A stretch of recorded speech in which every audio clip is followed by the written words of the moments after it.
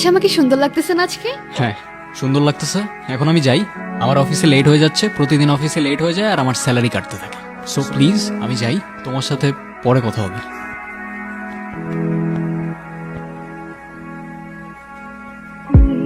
কিছু বলবে? তুমি চেনো আমাকে? পরিচয় না দিলে কিভাবে চিনবো? আমি রায়ান, তুমি? অদ্রিতা। তোমাকে আমার কেন যেন খুব চেনা চেনা লাগছে। হতে পারে, জানি না। তুমি কি এখানে কারোর জন্য অপেক্ষা করছো? না তো, কেন?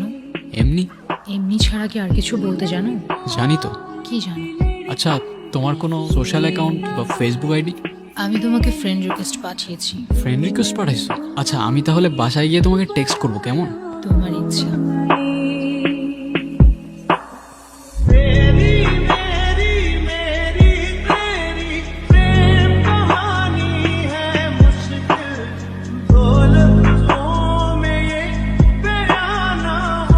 আর রায়ান, কিরে কি অবস্থা? এই তো ভাই, চলে যাচ্ছে সময়। বিয়ে শাদী করছিস নাকি? আরে না রে ভাই, মাত্র 2 মাস তো হইলো জবে জয়েন করলো।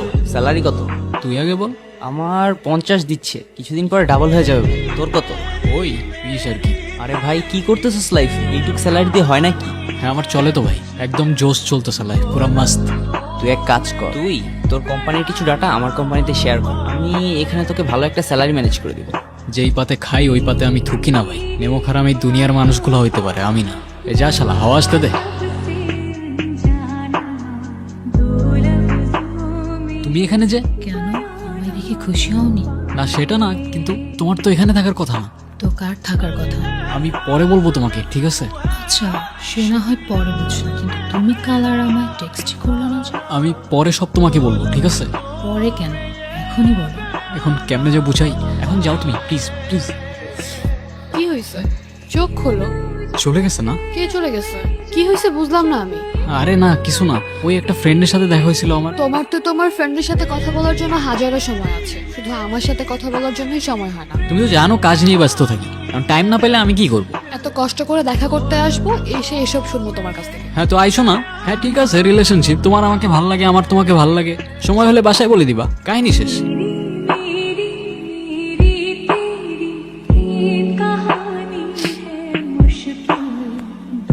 তুমি এখানে কেন? তুমি আমাকে ওখান থেকে যেতে বলেছিলে, এখানে আসতে তো মানা করনি। তাই বলে আমার অফিস চলে আসবা? তুমি বললে সব কিছু বলবে, কিছুই তো বললে না। অফিসের পরে দেখা করে বলি। না, আমি এখনই শুনবো। আচ্ছা ঠিক আছে, বলতেছি, চলো বাইরে চলো।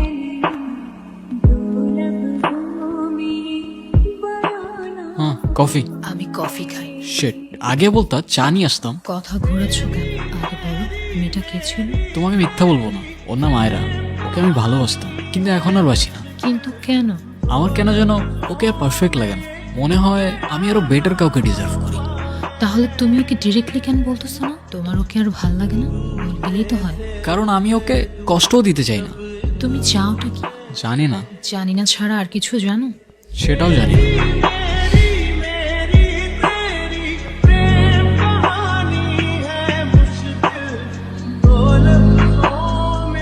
হ্যাঁ কি হয়েছে বলো।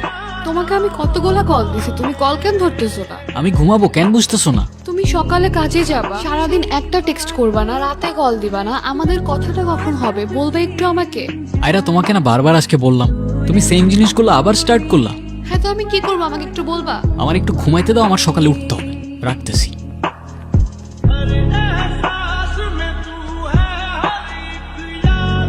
কিরে মা, কাঁদছিস কেন? কিছু হয়নি মা, এমনি। আমি তো মা, আমাকে কিছু না বললেও আমি কিন্তু সব বুঝি। কি যেন নাম ওই ছেলেটা? রায়ান। কি হয়েছে বল আমাকে। আচ্ছা মা, আমি কি দেখতে সুন্দর না? কি বলিস এগুলো? আমার মেয়ের মতো আরেকটি মেয়ে আছে নাকি? তাহলে মা সবই তো ঠিক ছিল, ও আমাকে অ্যাভয়েড কেন করে, কথা পর্যন্ত বলতে চায় না আমার সাথে। এখনো সময় আছে, ডিসিশন নে। ভালোবাসা বারবার আসে, বিয়েটা কিন্তু একবারই হয়।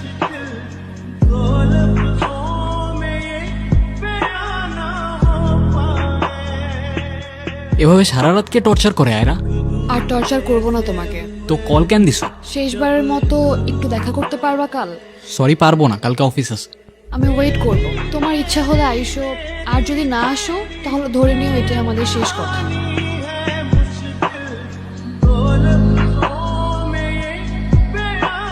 এখন চুপচাপ বসে না থাকে, বলো কি বলবা। আমাকে তোমার এখন আর সুন্দর লাগে না, তাই না? কিন্তু মনে আছে একটা সময় ছিল যখন তুমি আমার পিছে পিছে ঘুরতে।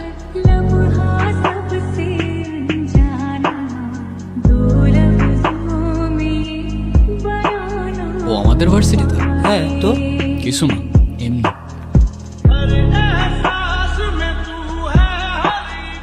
কিছু বলবা তো বলো। তোমার নাম আয়রা না? হ্যাঁ তো। না কিছু না, এমনি। তোমার নাম রায়ান না? হ্যাঁ, তুমি আমার নাম জানো? হ্যাঁ জানি। আর কিছু বলবা হুম, তো বলো। তুমি অনেক সুন্দর। কেমন সুন্দর? পারফেক্ট। আমি তো তোমাকে একবারও বলিনি আমার তোমাকে ভালো লাগে না। তাহলে বলো, তোমার কি এখনো আমাকে পারফেক্ট লাগে? দেখছো, বলতেও পারতেছো না। আরে আজব, ফোনটা কেন নিতেছো? অজিতাকে। ও আমার ফ্রেন্ড। ও তোমার ফ্রেন্ড। ফ্রেন্ডের সাথে এত কথা, আর আমার সাথে কথা বলারই সময় নাই, বুঝাও আমাকে। তোমার সাথে কেনই বা কথা বলতেছি আমি? আয়রা, বলো। আমার সাথে শেষবারের মতো একবার দেখা করতে পারবা? একবার প্লিজ।